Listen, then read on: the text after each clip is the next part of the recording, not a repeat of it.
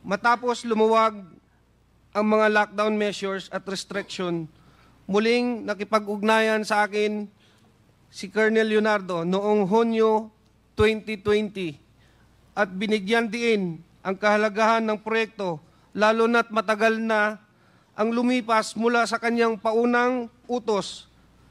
Sa kanyang panghihikayat, sumang-ayon ako na muling kausapin si Nelson Mariano upang alamin kung nakahanap na siya ng taong angkop sa itinakdang gawain. Nakumbinsi ko si Nelson Mariano na lumahok sa operasyon base sa intelligence report na tinanggap namin mula kay Police Colonel Leonardo, na siya namang nakuha niya mula kay Ma'am Garma.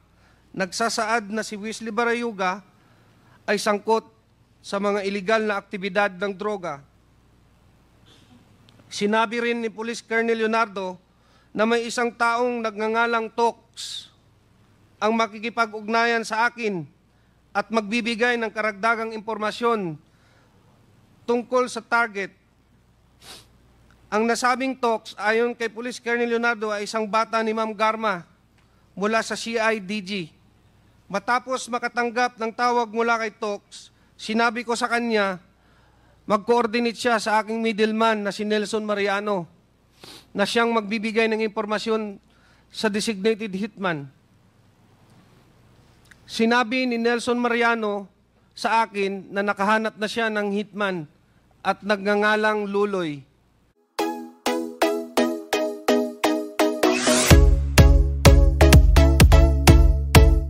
We would like to present a witness who has personal knowledge on the killing of General Barayuga, Mr. Chair.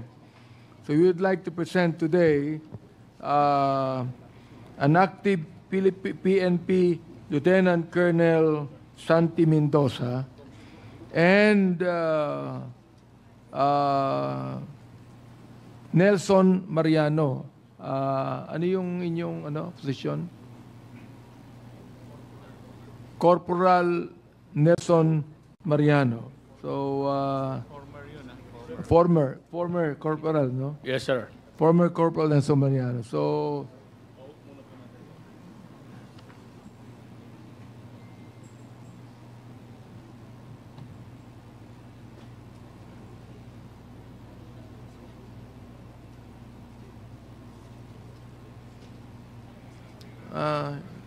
hindi pa to ano, no? Mr. Chair, we would like to ask the COMSEC to let these two people take an oath before they will be presented and ask questions. Sige. COMSEC, please administer the oath of our two witnesses. Are you an active officer, Colonel Mendoza? Are you active? Yes. Okay. Sige, please proceed. Please raise your right hand. Do you solemnly swear to tell the truth, the whole truth, and nothing but the truth in this public inquiry, so help you God? I do.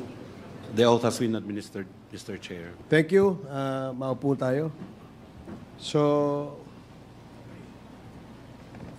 we have a list of interpellators, as I mentioned earlier. In the appearance of our new witnesses, the first to interpellate is Congressman Johnny Pimentel. You are recognized.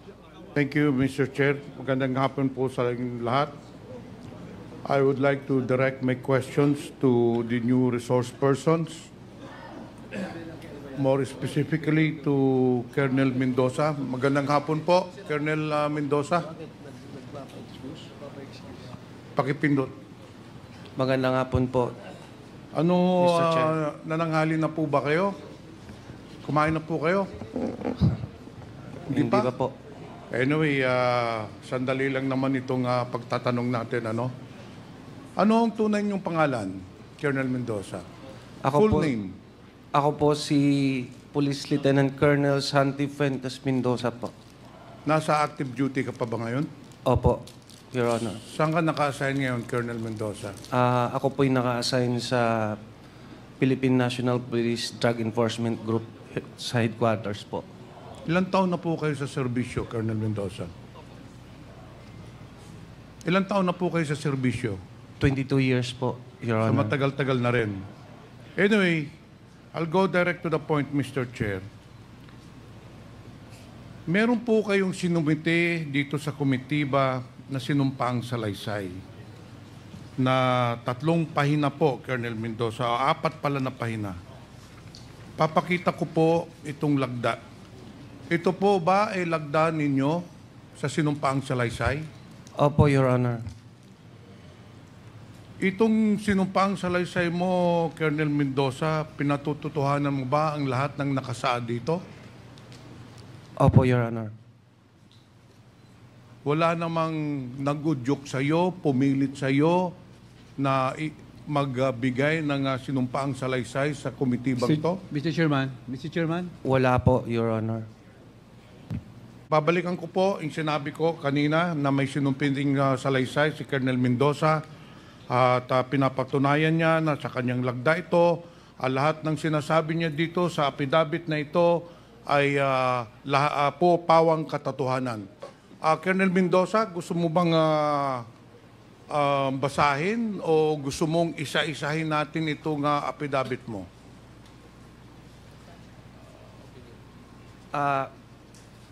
Your Honor, pwede po bang makahiling ng opening statement po? Sige. Mr. Chair, the resource person wants to issue a statement. Bago ko po please ako... proceed, Colonel Mendoza. Maraming salamat po, Mr. Chair.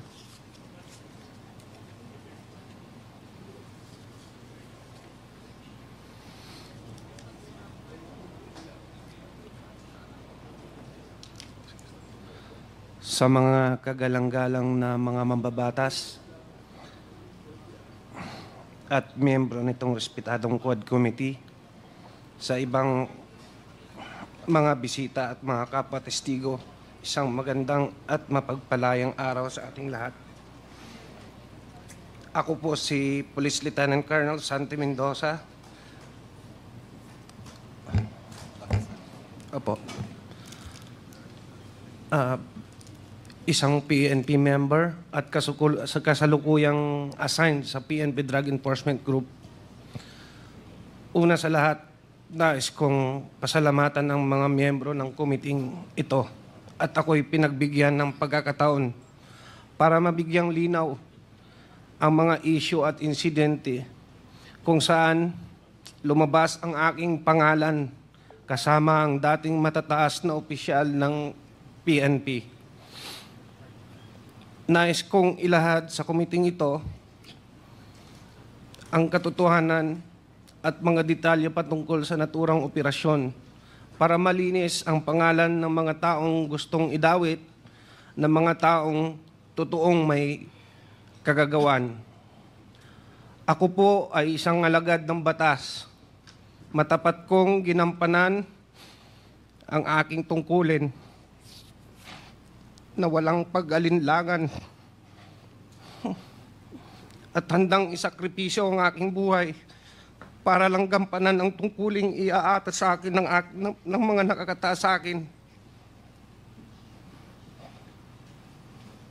Nais ko pong ipaalam sa komiting ito na may mga lumapit na po sa akin na mga mataas na opisyal at ma-influensyang tao at ipilit akong pinalalagda sa ng isang preparadong sinumpaang salaysay para idiin at idawit ang mga dating opisyal ng PNP at para mailayo ang isyu sa mga totoong tao na nag-utos sa akin para gawin ang masabi ko na ngayon at mali at mapanlinlang na kautusan. Ako po ngayon ay voluntaryong magbibigay ng aking nalalaman at ilalahad ang aking naging partisipasyon sa isang pangyayari sa aking pagkakaalam ay bahagi ng aking tungkulin bilang isang tagasugpo ng salot ng ating lipunan, ang iligal na droga.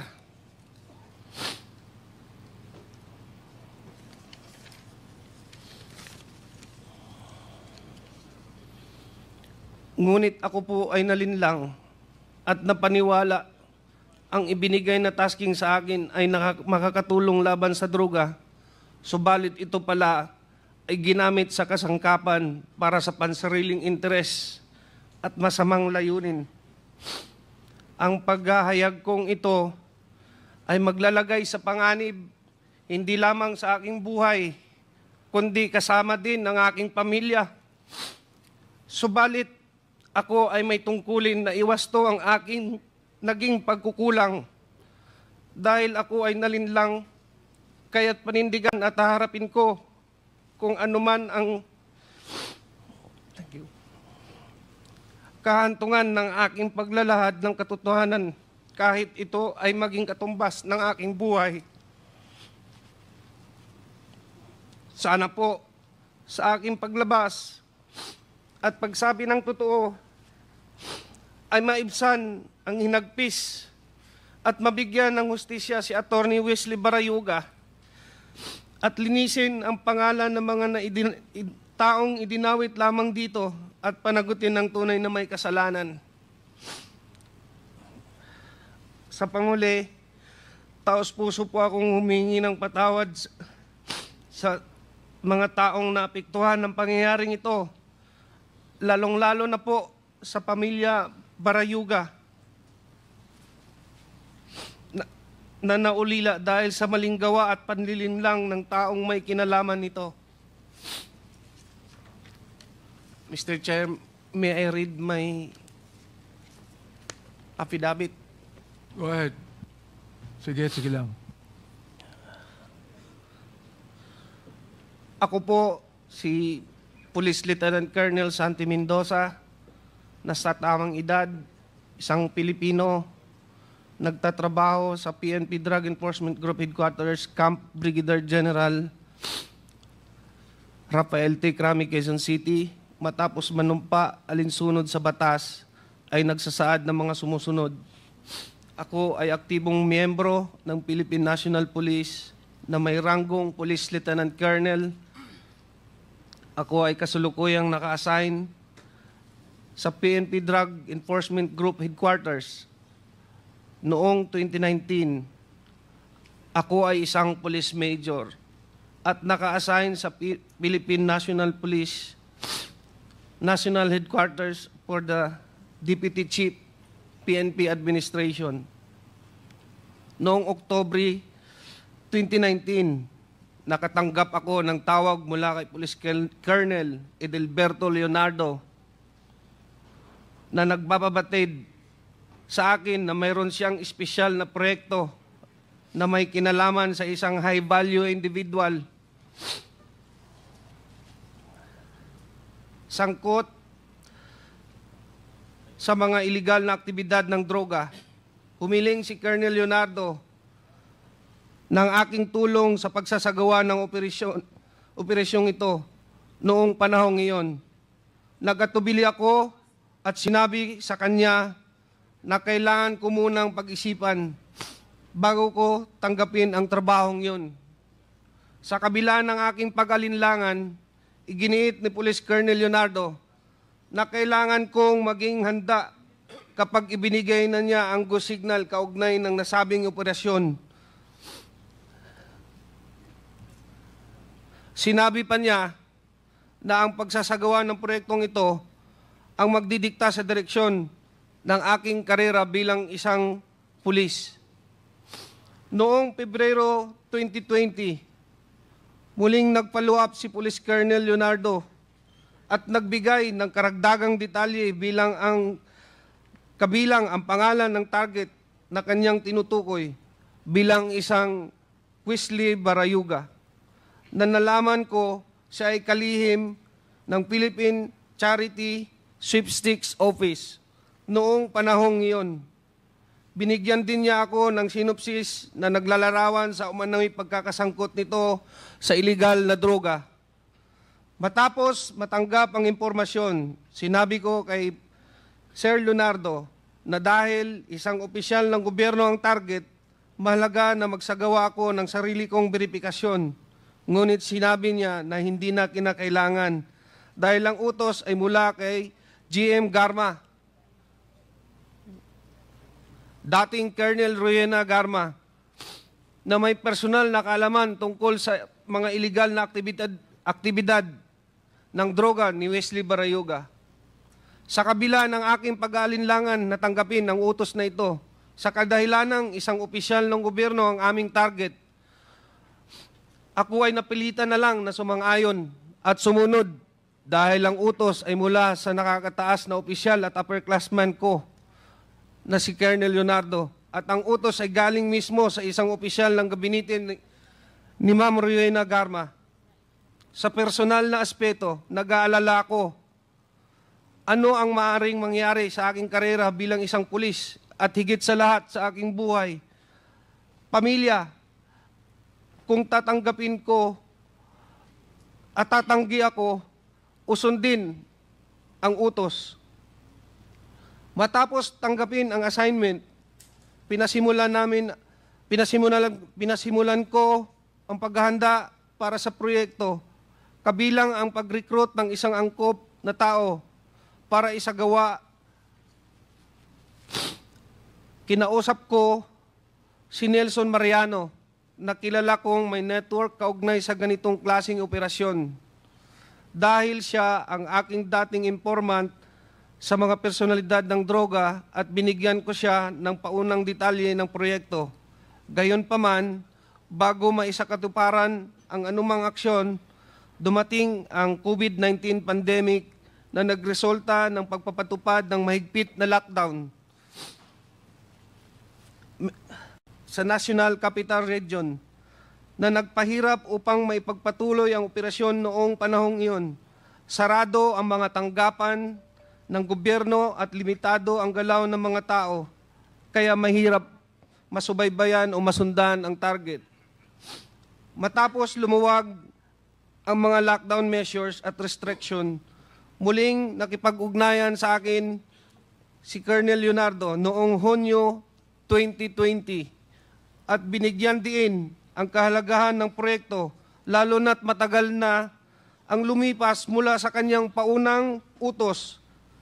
Sa kanyang panghihikayat, sumang-ayon ako na muling kausapin si Nelson Mariano upang alamin kung nakahanap na siya ng taong angkop sa itinakdang gawain. Nakumbinsi ko si Nelson Mariano na lumahok sa operasyon base sa intelligence report na tinanggap namin mula kay Police Colonel Leonardo, na siya namang nakuha niya mula kay Ma'am Garma. Nagsasaad na si Wesley Barayuga ay sangkot sa mga iligal na aktibidad ng droga.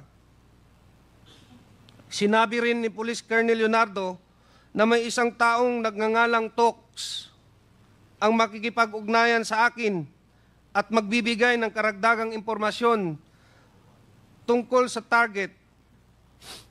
Ang nasabing Tox, ayon kay Police Colonel Leonardo, ay isang bata ni Ma'am Garma mula sa CIDG. Matapos makatanggap ng tawag mula kay Tox, sinabi ko sa kanya, mag-coordinate siya sa aking middleman na si Nelson Mariano, na siyang magbibigay ng impormasyon sa designated hitman.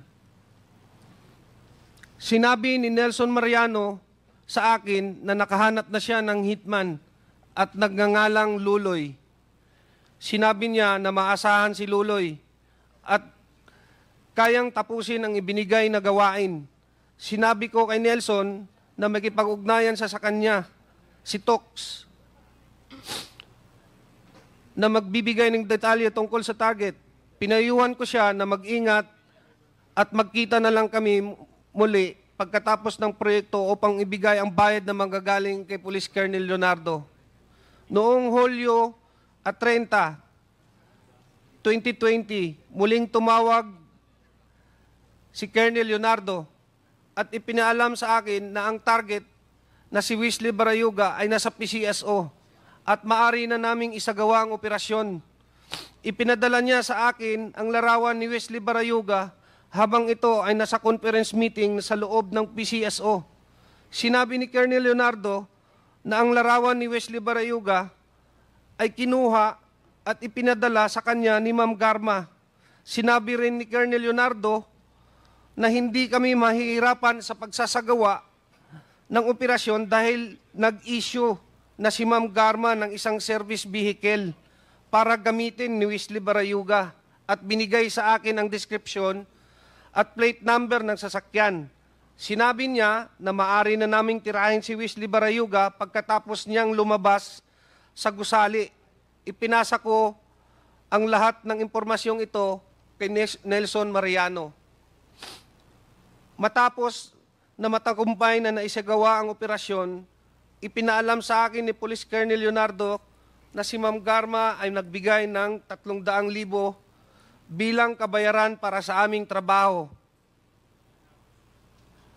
At ito ay iaabot ni Tox sa aking middleman na si Nelson Mariano. At nang magkita kami ni Nelson, inabot niya sa akin ng halagang 40,000 bilang aking bahagi sa kabayaran. Isiginagawa ko ang salaysay na ito upang patunayan ang katotohanan ng mga nabanggit na pangyayari kaugnay sa pagpatay kay Wesley Barayuga na isinagawa sa ilalim ng utos at direktiba nila Police Colonel Edelberto Leonardo at Ma'am Rowena Garma. Bukod dito, ginawa ko ang pahayag na ito ng kusa.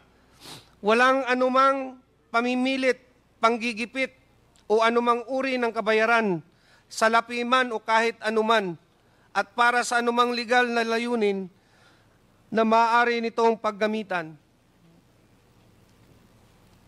Bilang papatotoo, aking nilagdaan ang salaysay na ito noong September 25, 2024 sa lungsod ng Quezon. Congressman Pimentel, go ahead. Mr. Chair, can I proceed with my interpellation? Go ahead, go ahead.